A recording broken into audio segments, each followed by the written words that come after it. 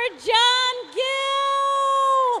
Congratulations. Thank All you. right, put that right up there so everyone can see. All right. Oh, welcome. And I first have to say, I loved what you said. You're a work in progress. That's Thank just you. beautiful. Thank you. Hey, John, like many of our students, you were a first-generation college student. How did you land at UCF, and how did that experience really prepare you for the trajectory of your life? You know, I landed at UCF because of the teacher that you saw in the video, Kim Bowers. I was originally planning to go to Florida. I had a scholarship to go to Florida, I know. And during a career day at Colonial, I was paired with a UCF admissions officer. And this lady talked to me about going to UCF, and I was like, well, I'm already going to Florida. I did apply. It was my second choice. I mean, super arrogant. And so about a week later, I get a call. And actually, my mom got it and said, hey, this lady from UCF called. And I was like, why? And I called her back. She said, you should come out, take a look at the campus. And I was like, I'm going to Florida. And she said, well, just come check us out. And I did, and obviously I'm here. So, and it came down to, I had scholarship offers at both, but because I lived in Orlando, my dad especially was like, it's all free, you're going to UCF, you know? And so my plan was to transfer after 2 years, but that didn't really happen, and here I am. Well, we're very glad you are here and graduated from UCF. Thank you, thank you. You do so much, and you started in a for-profit business, but went to nonprofit. What really sparked that change, and how did that business degree prepare you for that change? Well, you know, I had served on the board of Quest and had become good friends with the CEO. My wife, actually, Dottie, had done some consulting work for Quest, and she knew Katie was her name, Katie Porte. And I had taken a job in Tampa, and when I came back, I was looking for a job, and Katie said, hey, you should come work for us as a CFO. And I was like, no, I'm not going to do that. Number one, I didn't want to be a CFO because I was pretty much in my mind done with the financial game. But number two, I was like, I'm a for-profit guy, not a nonprofit guy. And she was like, yeah, so what? And I was like, second arrogant point in my life, I was like, well, you can't pay me, you know? And she's like, well, you don't know what I can pay you. And I just said no. And she came back at me a couple years later. I said no again. And the third time that she talked to me, two things happened. Number one, she let me know that she had an illness. She had breast cancer that was really metastasizing. She thought with my past experience, I had been an entrepreneur, I'd owned a small little company, I'd worked for Fortune 500 companies, I'd done some lobbying in the legislature. She thought that experience would be helpful for Quest. But more importantly, number two, Dottie, my wife, who tends to be a little more thoughtful than me at times, just said, hey, it's not often someone comes to you with their $25 million baby and says, take it. And I was like, you know, you're right. And so here I am because of that. But the other kind of critical thing that, and this is good for students to know, a lot of times you have this misconception that nonprofit means lose money. And so often it's kind of like, well, you know, a nonprofit organization can lose money.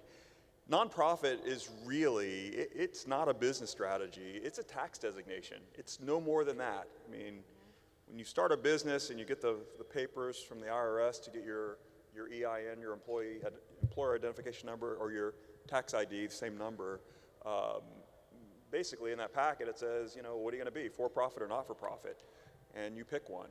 And it really dictates what you do with your leftover money, with that net income. For-profit, it goes to the owner, the shareholders, partners, it's all the same thing. In a nonprofit organization, it goes to expand your mission, and that's the difference. No money, no mission. So you gotta have that. And so once I kind of realized that, all the other dynamics are the same, and it's been great. It's been great. I've been doing it for 10 years, and we've brought a lot of business rigor to Quest, but we've also learned a lot in the midst of doing that. Well, you've done a wonderful job, and the work you do and what you do at Quest is so admirable. So congratulations. Thank you. Well, and I also would say, I am a paper pusher, okay? It is our staff that are working in our group homes, in our medical homes, and with our kids in our autism centers. They're the heroes. I just Yes, they are. help get rid of, I hope, get rid of red tape and roadblocks and all the challenges that you would not think you would have doing the work we do, but we do. And what my team, me and my leadership team, the leadership team, it's not my team, it's Quest team, but what we do is we work to remove those roadblocks so we can help more people and do it more efficiently. Well, congratulations to you and your team. Speaking of red tape and roadblocks, you were the president of student government and a member of was. Sigma Chi. I was. What advice do you have for students looking to get involved on campus? It's the greatest thing you can do for your career. I think of, even in high school, running a meeting, how difficult that was. But all of those skills, they just, if you're a finance major and an accounting major and a business major, although you hated this class, when you learn about compounding in your basic finance class, everything compounds. So when you are involved on campus, when you hold a leadership role, those elements, they are very similar when you get out into the quote-unquote real world. So don't think about it like that. Your world today is your real world. And the things that you do today, they are all applicable to what you're going to do tomorrow. And being involved, I think most of the best lessons I learned were outside of the classrooms. Solving a problem in a club, dealing with guys at a fraternity who are crazy. I don't want to pay my dues, but I want to go to the social. Working with student government. I mean, when I was on campus, it had a $5 or $6 million budget. Today, I think it's $30 or $40 million. Those lessons, they will serve you well. So be involved. It is a cumulative impact that will help you in your career. Absolutely. Excellent advice. Now, several of your fellow Knights have claimed they were responsible for getting the student union built on campus. Yes. I wanted to give you the opportunity to set that record straight. They are trying to have me cause a problem up here.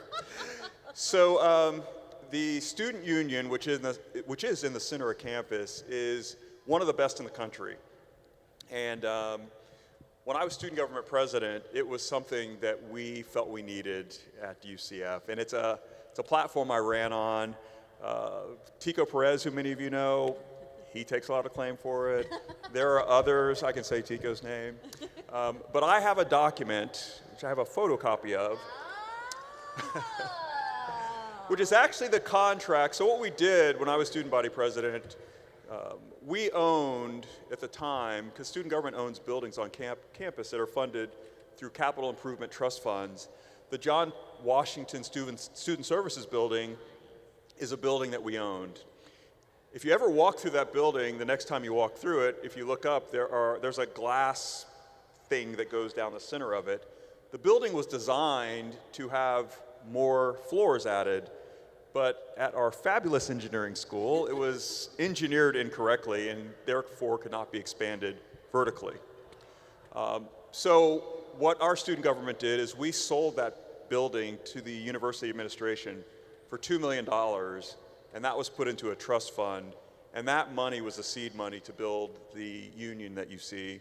The other piece of that, Tim Putoff, who was one of the honorees earlier, was my college roommate. And we all went on a trip, you might call it a junket, but it was a trip, to visit student unions across the Southeast and into Texas. And a lot of those designs are in our union, especially the atrium.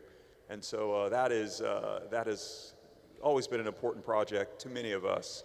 And many people have had impact, but we were the guys that got it funded and got it started, and we consider that a pretty big accomplishment. Well, we want to thank you because that's where our Blackstone launch pad is in the student union. Yeah. As well as Starbucks. Starbucks, of course. You got to shout it out for them. John, you've just done incredible work, and I know a lot of people who've influenced your life. but who has been the most important to your success throughout your career?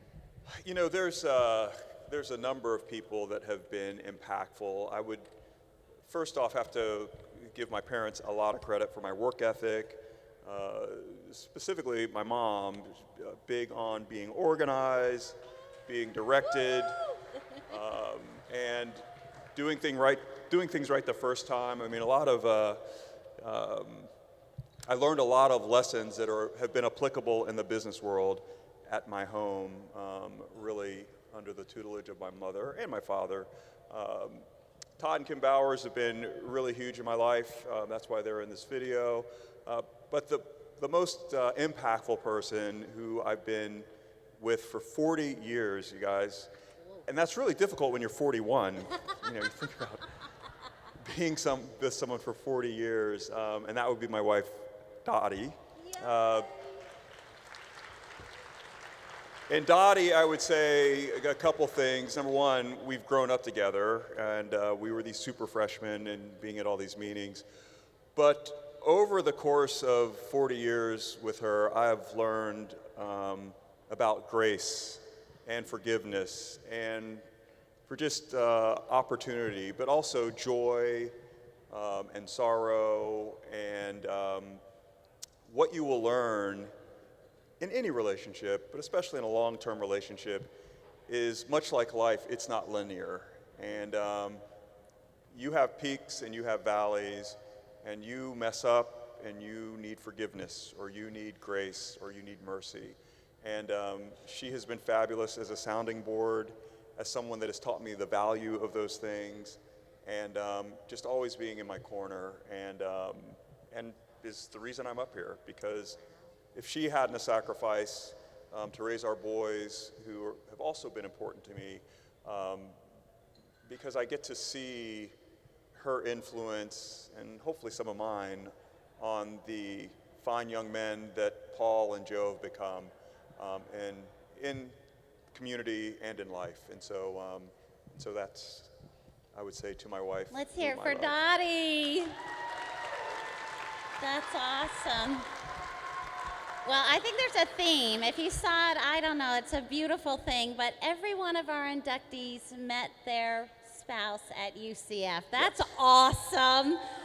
You are such an incredible human being, and thank you for all you do. Thank you. Let's hear it for John Gill. Thank you. Congratulations. Thank you very much.